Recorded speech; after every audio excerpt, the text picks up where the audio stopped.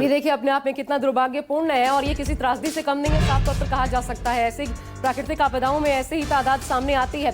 देखिए एक इसी प्लेन से आए यात्री हैं आकाश, उन्होंने कहा कि प्लेन के अंदर सब कुछ ठीक नहीं था। आकाश वत्स है, उनका एक वीडियो सोशल मीडिया पर वायरल हो रहा है।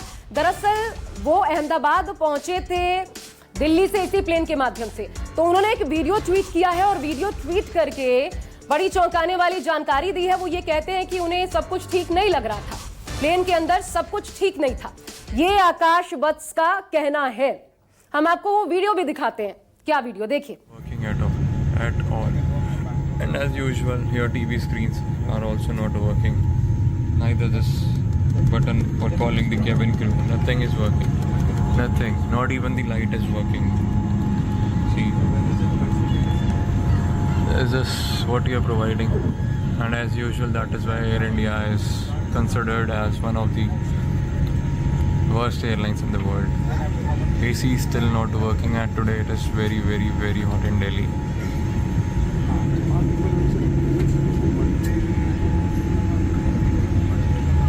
See,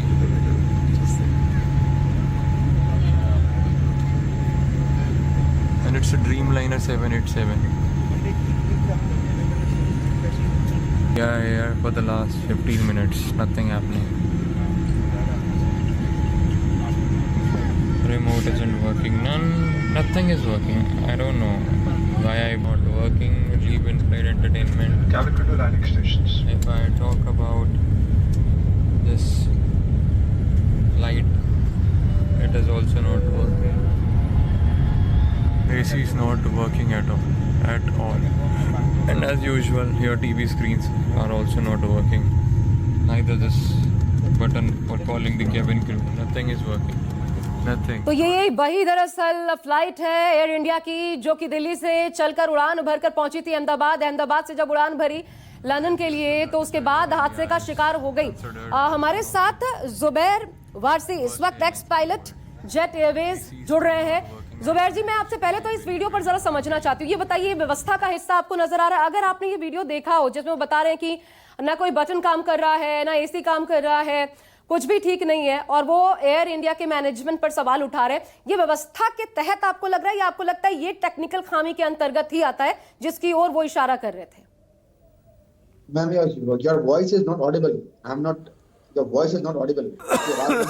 अच्छा ठीक है, दोबारा से संपर्क करने की कोशिश करती हूँ। लेकिन ये जो हमने वीडियो देखा, दरअसल आकाश वत्स नाम के एक यात्री थे जो दिल्ली से इसी फ्लाइट में, इसी ड्रीम लाइनर में बैठे थे और उसके बाद वो पहुंचते हैं अहमदाबाद, और अहमदाबाद के बाद जब उड़ान भरती है फ्लाइट तो हादसे का शिकार होती है। लेकिन इस वीडियो में, अगर जुबैर आप सुन पा रहे हैं, इस वीडियो में आकाश वत्स ये बता रहे हैं, सुन पा रहे हैं आप मुझे अब जुबैर जी? आई कैन हियर जी। तो इस वीडियो में वो ये बता रहे हैं कि कोई बटन काम नहीं कर रहा, एसी काम नहीं कर रहा, सामने स्क्रीन है वो काम नहीं कर रही। तो ये आप व्यवस्था का हिस्सा मान रहे हैं? एज अ पायलट मैं आपसे पूछ रही हूँ, आपके एक्सपीरियंस की बदौलत, ये व्यवस्था के अंतर्गत आता है या फिर किसी टेक्निकल फॉल्ट के अंतर्गत जिसकी ओर वो इशारा कर रहे थे, ऐसा देखा जा सकता है? Ma'am agree. देखिए ma'am, before I start my conversation with you, आपके साथ में जो भी, I am a pilot rostering officer. I was a pilot rostering officer, not a pilot first of all. And जो वो इशारा कर रहे हैं, जो वीडियोस उन्होंने रिफ्लेक्ट करी हैं इस पे, ये MEL के अंडर में आता है। इट्स मिनिमम इक्विपमेंट लिस्ट, जो कि एक AME एयरक्राफ्ट मेंटेनेंस इंजीनियर, एक CS जो कि IFE इन फ्लाइट एग्जीक्यूटिव के सिग्नेचर के साथ में, कैप्टन के साथ के अंदर के सिग्नेचर के साथ में, और फिर वो एयरक्राफ्ट को OTP मतलब ऑन टाइम परफॉर्मेंस को मेंटेन करने के लिए ये फोर्सफुली आप कह दें साइन करा दिए। क्योंकि देखिए मैं इस चीज पे 3 बातें मैम, मैं without wasting a single minute, मैं 3 चीजें इस पर डिस्कशन करूंगा अपने पूरे चीजों में जी। पहला, reason, what was the reason of the crash, इसमें कुछ पॉइंट्स होंगे। दूसरा, lapse of the Air India, क्या लैप्स रहते हैं एयर इंडिया के, एंड एट द लास्ट ये कि जो ऑपरेशन सिंदूर इस क्रैश में कितना रेलेवेंट है। 3 टॉपिक्स पे मेरा सारा कॉन्वर्सेशन खत्म हो जाएगा। जी please. Before I start my conversation, मैं आपको ये बता दूं कि मैंने खुद 12 साल अहमदाबाद एयरपोर्ट पे वर्क किया है as a in Jet Airways. Okay. तो I am very much familiar in that airport. जी प्लीज कंटिन्यू करिए सर। कि मैम, अब रहते हैं हम क्रैश का रीजंस क्या है। मैम, क्रैश के रीजंस क्या हो सकते हैं? क्रैश के रीजंस मैम लोडिंग हो सकती है, ओवरलोडिंग हो सकती है। क्रैश के रीजंस जो है MEL जैसे minimum equipment list, technical issues हैं, जल्दी OTP on time performance maintain करने के लिए एयरक्राफ्ट को रिलीज कर देना। तीसरा आपके जो बहुत इंपॉर्टेंट है वो कि फ्यूल, एक्स्ट्रा फ्यूल ले लिया आपने और ओवरलोड कर दिया एयरक्राफ्ट, जैसे कार्गो ज्यादा ओवरलोड कर दिया for generating a more revenue. Okay, ये 3-4 केसेस ऐसे हैं। अब हम आ जाते हैं मैम कि what is the lapse of the what is the lapse from the Air India. जब से एयर इंडिया प्राइवेटाइजेशन हुई है, I am repeating my words, जब से एयर इंडिया प्राइवेटाइजेशन हुई है, जितना एक्सपीरियंस स्टाफ है दे आर फोर्सफुली रिजाइन या उनको फोर्सफुली BRS देके रिलीज कर दिया गया है, और new lot, inexperienced lot, operational, जिनको एक्सपीरियंस नहीं है, जिनका अभी इस लेवल पे नहीं, उसको फ्लाई करा रहे हैं। उस चाहे वो कैबिन क्रू का डिपार्टमेंट हो, चाहे वो रोस्टिंग का डिपार्टमेंट हो, चाहे वो ग्राउंड स्टाफ का डिपार्टमेंट हो, टू मेंटेन द OTP। अब हम ऑन बोर्ड पे आ जाते हैं। There is a 2 departments, ground and on board. Ground की सिचुएशंस अलग हैं, उनको 40 मिनट्स का टर्न अराउंड फ्लाइट मेंटेन करके चलना है उनके डिपार्टमेंट में, और इन फ्लाइट का सिचुएशन। 1 मिनट मैं आपको इंटरप्ट कर रहा हूं। Yes sir. ये जो मेन पायलट थे, 8,200 घंटे का उनका फ्लाइंग का एक्सपीरियंस था, ये इसको आप कैसा मानते हैं? Sir very very highly experience person. वो ग्राउंड तो स्टाफ वो जो है इतना उनकी चर्चा एक्सपीरियंस करें। पायलट थे, 8200 घंटे का, 1100 घंटे का उनके को पायलट थे। इसमें टेक्निकल स्नैग क्या हो सकता है? और जितने दुनिया में प्लेन क्रैशेस हुए, सर आप तो ज्यादा एक्सपर्ट हैं, लेकिन हम लोग भी जो रिसर्च करते हैं, जो चीज पढ़ते लिखते, दुनिया में जितने भी प्लेन क्रैशेस हुए वो या तो टेक ऑफ में या लैंडिंग के समय ही होते, और इतना ही वक्त होता है। तो अभी ये जो घटना घटी है, जो दुर्घटना घटी है जिसमें इतने लोग, ब्लैक बॉक्स के पहले इसका कोई निष्कर्ष निकालना जल्दबाजी नहीं होगी? Sorry for interrupting. Black box एक ऐसा जरिया है, it's a conversation, that is a CVR, cockpit voice recorder जिसे बोलते हैं। वो कॉन्वर्जेशन आप सुन सकते हैं कि what was the conversation between the ATC and the captain, या कैप्टन का कॉन्वर्जेशन क्या है। ब्लैक बॉक्स कोई टेक्निकली चीज आपको नहीं बताएगा कि इस वजह से जो है एयरक्राफ्ट क्रैश हो गया। ओके अच्छा, एक दूसरा सवाल वारिस जी मैं आपसे ये पूछना चाहती हूँ, क्योंकि जितने एक्सपर्ट्स बैठ रहे हैं वो ये कह रहे हैं कि ऐसा देखने से लग रहा है वीडियो को कि इंजन फेल हो गए, थर्स्ट नहीं मिल पा रहा था इंजन को। ये आपने भी कहा हमारे साथ कॉन्वर्सेशन में पहले, लेकिन फिर मेरा सवाल ये है कि ऐसा कैसे संभव है कि दोनों इंजन, क्योंकि मैं कहीं ये भी सुन रही थी कि एक इंजन खराब हो जाए तो दूसरे पे भी 2000 किलोमीटर तक कम से कम ट्रेवल कर सकता है, तो दोनों इंजन एक साथ खराब हो जाए कैसे? ये ऐसा सेक्टर है, एविएशन सेक्टर है ऐसा कि इसमें assumptions is not acceptable. assumptions नहीं लगा सकते हैं। इंजन फेल होना, अगर 35,000 क्रूजिंग स्पीड पे या 35,000 फीट पे अगर हमारा इंजन फेल होता है, बात समझ में आती है। 672 फीट पे इंजन फेल होना और थ्रस्ट या थ्रॉटल्स नहीं खींचना और उसका मेडे मेडे मेडे बोलना ATC को, कैप्टन का, तो इसकी 2-3 चीजें ही हो सकती हैं, या तो overload of the aircraft, overload from the fuel, overload आपका जो लगेज। सर ये जो ओवरलोड, क्योंकि आपने दूसरी बार इसका जिक्र किया, हम फ्लाइट्स में जब ट्रेवल करते हैं तो हमारा एक्सपीरियंस तो ये है, एज अ कॉमन मैन मैं आपसे ही जानना चाहती हूँ जी। इस जो एयरक्राफ्ट टेक ऑफ हो रहा है, तो ये जो आ रहा है नीचे आ रहा है, टिपिंग हो रही है, it's sort of a tipping, it's not tipping, it's sort of a tipping. तो मुझे लगा ये देखकर कि इट्स ओवरलोड। मुझे लग रहा है लेकिन वो तो एक कुछ मतलब अगर कुछ ग्राम कुछ कहा जाता है 1 किलो भी बढ़ जाए तो आपसे एक्स्ट्रा चार्जेस लेते हैं, वो कहाँ अलाउ करते हैं? फ्यूल तो है ही, लेकिन वो कार्गो की भी बात कर रहे हैं। देखो आशा जी, अभी चूंकि हम पाकिस्तान का एयर स्पेस अवेलेबल नहीं है, इसलिए लंबे समय हमको ट्रेवल करना है, और वो जो फ्यूल का इनकी जो बात है 12,000 लीटर वो ज्यादा ना हो, क्योंकि हम पाकिस्तान के थ्रू जाते थे लंदन, तो हमारा वो रूट कम होता था। अब हमें लंबा चक्कर लगा के जाना है तो हमारा ईंधन ज्यादा खर्च होता है। ये तो एक्सपीरियंस कुछ दिनों के अंदर मुझे लगता है एक्सपीरियंस तो हो गया, मुझे लगता है कि इनका इशारा उस तरफ है। लेकिन वारिस जी फिर कुछ दिनों के अंदर तो ये एक्सपीरियंस हो गया होगा।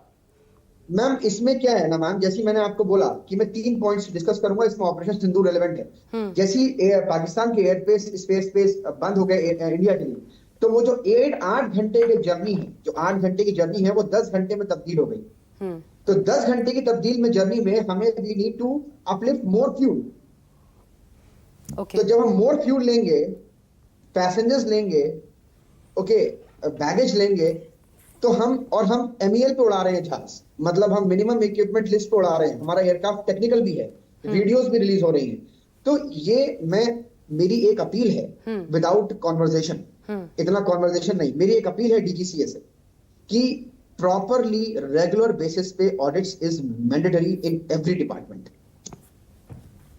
ये DGCA से अपील है कि चाहे वो इन फ्लाइट की ऑडिट्स हो, चाहे वो रोस्टरिंग की ऑडिट्स हो, चाहे वो FDTL की ऑडिट्स हो, आप किसी भी कीमत पे, अभी मैं आपको केसेस बताऊं तो you will be shocked. Air India का ही केस है मैम, सिडनी में लड़की थी, and before 2 months back she was suffering from fever, और 10 दिन की छुट्टी पर थी। फोर्सफुली उसको फिट टू फ्लाई करा के भेजा गया सिडनी, ले ओवर रखा है सिडनी में। जब वेकअप कॉल दिया तो उसको 110 फीवर, 102 103 फीवर से ऊपर कुछ हुआ है, एंड शी वाज नो मोर, मतलब फ्लाइट एयर उसको क्या बोलते हैं, होटल के अंदर उसकी डेड बॉडी मैम मिली है, डेड बॉडी आई है, जो फ्लाइट वो करके गई है उसी फ्लाइट में उसकी डेड बॉडी आई है। She was the cabin crew of the Air India. ऐसे 2-3 केस हो चुके हैं इस साल। तो कौन नजर डालेगा इस पर? उसमें ऑन टाइम परफॉर्मेंस को मेंटेन करने के लिए पैसेंजर की जान से खेल रहे हैं आप, कैबिन क्रूज की जान से खेल रहे हैं आप। और एयर इंडिया ऐसे नहीं था, एयर इंडिया की हिस्ट्री है। जो प्राइवेट हुआ है, I am not against of the privatisation, but they are not standing in front of previous airlines. तो फिर अगर हम इसे न भी स्वीकारें तो भी ये एक तथ्य है, एक फैक्ट है कि नजरअंदाज किया जा रहा है चीजों को, साफ तौर पर उसका खामियाजा यात्रियों को भुगतना। लोग बिठा दिए गए हैं मैम, अनएक्सपीरियंस्ड लोग बिठा दिए गए हैं। रोस्टरिंग की हेड, रोस्टरिंग के लोग अनएक्सपीरियंस्ड हैं, IFEs अनएक्सपीरियंस बिठा दी गई हैं। एक IFE देते हैं ऑन बोर्ड, और उसके बाद उनको ट्रेनिंग, जो लड़के लड़कियां हैं उनको लेके जाते हैं 12-12 घंटे की फ्लाइट हैंडल करने का। अब आप बताइए, अनप्रोफेशनलिज्म आ गया। Air India is a national carrier of the India. आप हर चीज से खेल रहे हैं। राजीव जी भी इस बात पर सहमत होंगे। राजीव, अब आप यूनिफॉर्म पे आ जाइए। ये इस सेक्टर में आपने एयर इंडिया की पुरानी यूनिफॉर्म देखी है और अब की यूनिफॉर्म देखी है। They converted the entire cabin crew to waiters. देखिए अभी जो मैं एक चीज, लेकिन पॉइंट राजीव, क्योंकि इस सेक्टर में बहुत सी खामियों की चर्चा हर बार होती है और हम सब जानते हैं, लेकिन ये ऐसा लगता है नॉर्मल है, उसकी चर्चा चाहे वो पब्लिक प्लेटफॉर्म पर हो, कहीं भी हो, इसमें बदलाव वो होता नहीं है। देखिए इसमें मुझे ये लगता है कि अब दुर्घटना हो गई तो उस पर सवाल तो उठेंगे और सारी चीजें हैं, लेकिन मोटे तौर पर मैं कोई एविएशन का एक्सपर्ट नहीं हूं, लेकिन जो फ्लाइट अभी दिल्ली से 10 बजे गई है उसमें अगर कोई टेक्निकल खामी रहती तकनीकी, और तो ऐसा नहीं है कि हिंदुस्तान में सारे फ्लाइट ऑपरेशन ऐसे बहुत लापरवाही से चल रहे हैं। दुनिया के जो मापदंड है उसमें हिंदुस्तान का जो है उसका अपना एक स्थान है। अब सवाल ये उठता है कि मैंने आपको पहले कहा कि 787 ड्रीमलाइनर एयरक्राफ्ट का अभी पिछले 6-7 सालों से कहीं पूरी दुनिया में 1000 एयरक्राफ्ट ये चल रहे हैं। दूसरा जो कह रहे थे हमारे गेस्ट, अब जो पायलट थे वो जो भी एविएशन सेक्टर को थोड़ा बहुत जानता है वो सारे लोग जानते हैं कि 8200 घंटे का जिसकी उड़ान का जिसके पास एक्सपीरियंस हो, ये कोई छोटी मोटी बात नहीं है।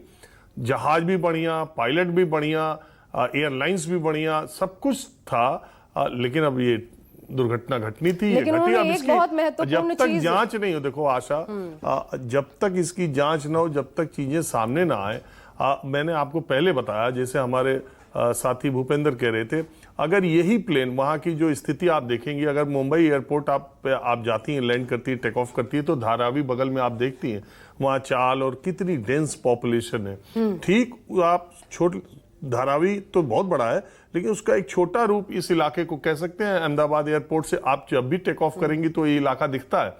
तो अगर वो तो ये हॉस्टल पर बच्चों, लड़कों के डॉक्टर्स के हॉस्टल पे गिरा, अगर वही थोड़ा आगे जाके तो आप सोच नहीं सकती थी कि ये हादसा कितना भयंकर हो जाता। और अभी भी जो डॉक्टर्स के हॉस्टल में गिरा है, अभी भी मैं कह रहा हूं, डॉक्टर्स के हॉस्टल में और मेस में वो जो प्रतिभाशाली सीनियर रेजिडेंट उस वक्त मेस में इकट्ठा थे 50-60 की संख्या में। उसमें कुछ लोग, मैं ईश्वर से पूरा देश ये प्रार्थना करता है कि उन डॉक्टरों का कुछ भी बुरा ना हो, वो सब के सब ठीक हो जाए, उनका इलाज हो जाए। लेकिन वहां पर इतनी बड़ी संख्या में डॉक्टर, वो सीनियर रेजिडेंट्स थे। तो बात ये है कि नहीं, बड़ा नुकसान तो हुआ है और शायद इसलिए इतना वक्त